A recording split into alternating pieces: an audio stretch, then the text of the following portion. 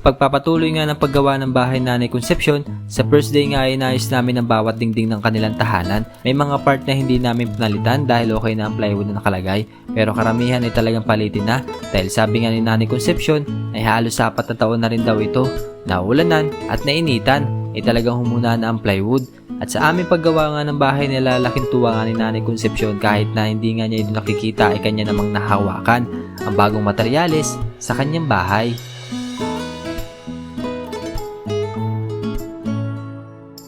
So mga babayan, magandang araw sa inyong lahat.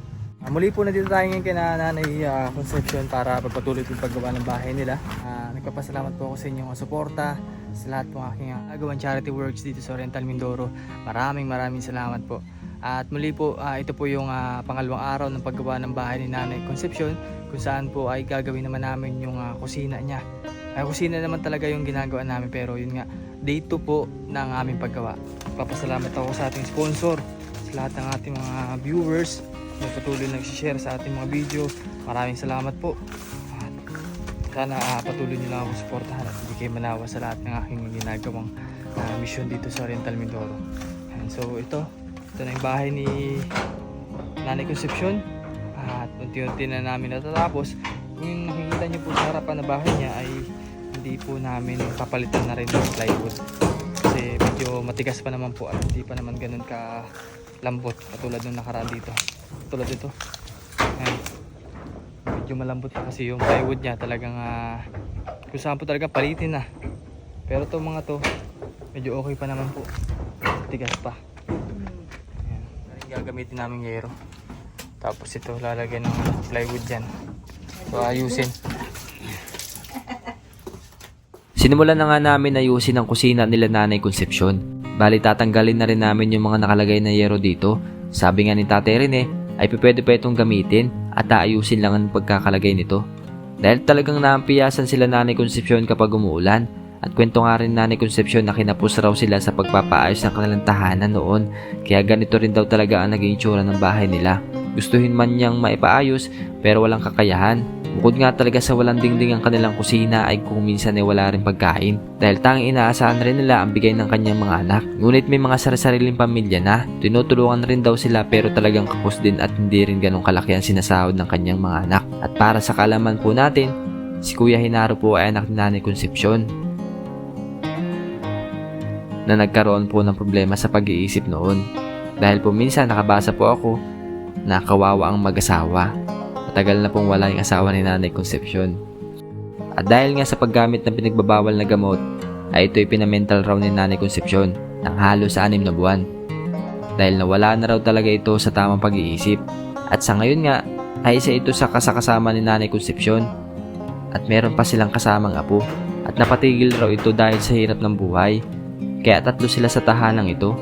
Mahirap daw talaga ang buhay nila kung saan umaasa lang din sila sa bigay ng kanyang mga anak at kung minsan sa bigay rin ng kanyang kamag-anak. Kaya talagang asin ang inuulam nila kapag walang-wala na.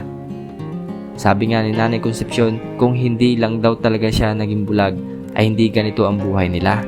Sa kondisyon niya ay kaya pa niya maglaba, maghugas ng pinggan, magtabas ng damo, magtanim dahil ito daw talaga ang isa sa pinagkakakitaan niya noon na nangangatulong si Nanay Concepcion para makapag-aral ng kanyang mga anak hanggang sa nagkaroon ng problema si Kuya Genaro para daw sa pagpapagamot ng kanyang mga mata ay mas binigyan niya ng pansin ng pagpapamental kay Kuya Genaro. Kaya magsisiman daw siya ay huli na kaya kinakaya na lang niya ang pagsubok na meron siya.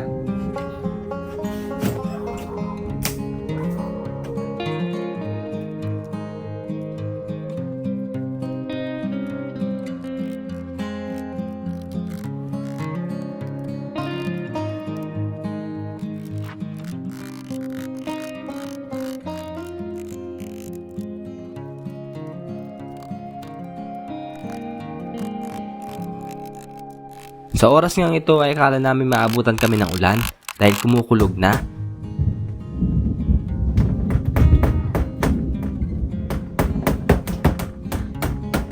Kaya sabi na lang ni Nanay Concepcion na patapusin muna yung naggagawa at mamaya na bumuhos. Iniisip nga rin niya yung tatanggaling plywood baka mabasa lang din yung mga gamit nila.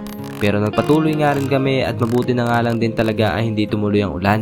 Nahiya na siguro. Tuwing gumagawa nga rin kami ay talagang nanonood itong si Kuya Henaro. Gusto rin sigurong tumulong, ngunit di nga niya kaya dahil nanginginig nga ang bawat kamay nito. Gaya na, yan. Binira na.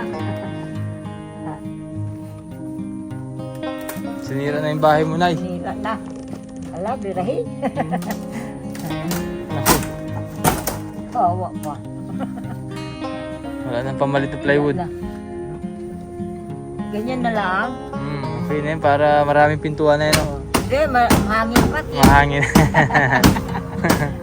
At unti-unti na nga naming natatapos ang bawat dingding ng bahay ni Nanay Concepcion na dating sira-sirang dingding ay napalitan na rin.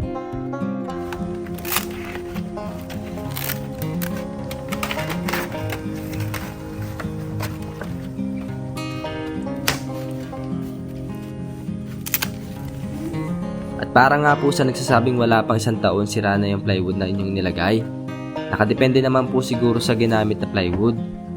Sa lahat ng napayos namin dito sa Mindoro, hindi ho kami naglalagay ng ordinary plywood dahil sa napakanipis nun at talagang hindi tatagal kapag yun ang nilagay.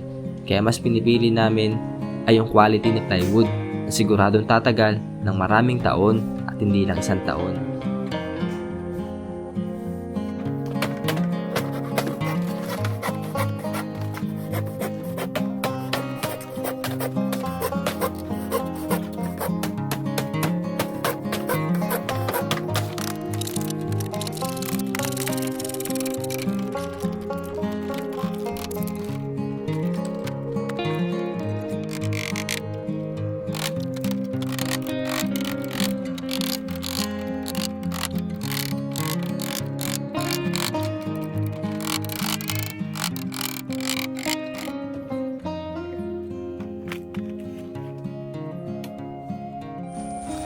Ito yung unang araw na ginawa namin. At ito naman yung likod. Yung pinakang kusina. Ayan. So, ang nilagay na lang namin yung pinakang yero na tinanggal din namin at inayos ni Tatay Rene yun. Ayos na rin ni Tatay Rene yung pintuan. Ayan. Diba? Malayong-malayo na sa bahay ni Nanay Concepcion dati. Hindi na rin namin pinalitan to kasi matibay pa to. Matibay pa. So, likod na. Ayos-ayos na. Kahit paano ay malaki ng pinagbago ng bahay ni Nanay Concepcion kasi dati ano to, butas. Trapa lamang po yung pinakang cover nito. Ay ngayon okay na. Tulad nito, yan. So mga babae niyan pala yung banggerahan ni Nanay Concepcion. Ayusin pa namin yan sa next day. Sa ganun na hindi na lalabas si Nanay Concepcion papunta sa bomba. Para dyan na siya maghuhugas. Ano. At paano ay malaki pong pinagbago ng bahay niya. Ganda naman po ang bahay ni Nanay Concepcion. Ang problema nga lang talaga ay yung mga dingding. Sa sobrang tagal na hindi napapalitan ng dingding ay talagang nasira na pinakang dingding niya. Kasi 4 na taon ba naman na gamit. Siyempre, ulan, init. So kaya ganun na nangyari sa dingding ni Nanay Concepcion. Nanay, kung yan ay nakikita mo, talagang magagandahan ka dyan sa bagong bahay mo, no? Eh ngayon, di mo nakikita yan ay. Kita rin. Ha? Ay, puhi-puhi. Ay, nararamdaman, ano? Oo. Oo, nararamdaman. Masaya na. Ano. Hmm. Pag puhi-puhi maganda, magtulang-tulang. Opo. Eh di, Although hindi mo man nakikita, kahit pero hindi nakita, eh di. natatouch naman po, ano? Ano mo ng kamay. Yan. Kaya Kasi- mo nang pag natingin nakikita. Oo. Kasi ang nanay talagang kunting himas lang din oh. Ay okay pa naman to, wag na muna to. Oh. Okay naman, tama naman si nanay. Okay, di pa naman siya sira. Kaya hindi rin muna namin pinalitan. Sa next day naman nanay ay ang gagawin naman namin yung banggirahan mo na para hindi ka nalalabas din eh. Kasi katulad pag naulan, nalabas ka pa pag naulan? Ay, Nag-iigib na lang. nagtagadala ako dun. Ay, igib na lang. Hmm. Eh di, Hinugasan ko lang hanip ang dudumi mo doon. Gawa nung pan. sige nanay at kami alis na ho. Sige. Pabalik na lang kami sa sunod na araw para ayusin yung banggerahan mo, no? Salamat ng marami. aking tumulong sa akin. Hmm. Salamat. Sige, palakas kayo no. Ingat kayo dito na. Ingat din kayo. Hmm. Sa paglakad ninyo. Opo. Paglakad. Yan. Nagabayan kayo nila. Opo. Lakad niyo. Salamat po. Salamat. Babalik na lang kami next day so para gawin yung banggirahan ni Nanay Concepcion. Maraming salamat po kay Ma'am Betty na ating sponsor. Ayan. Salamat. Thank you very much po sa tulong niyo po kay Nanay Concepcion at sa mga Salamat. dito sa rental Tumulong nito. sa amin. At sa mga viewers natin na patuloy nag-share ng ating video, thank you very much po. Sponsor sa amin. Lumakas ang katawan. Ayan. Salamat po sa inyong panonood mga kababayan at sana ay patuloy niyo pong suportahan yung aking ginagawa dito sa Rental Mindoro. At patuloy niyo pong i-share. Sa ganun po ay mas marami pong makapanood at malaking tulong talaga sa mission ko. Ang inyong panonood at pag-share. Thank you very much po kay Ma'am Betty. Sa lahat ng ating mga sponsors. Kay Tita Maria Macnet. Thank you very much po. Okay, bye-bye po.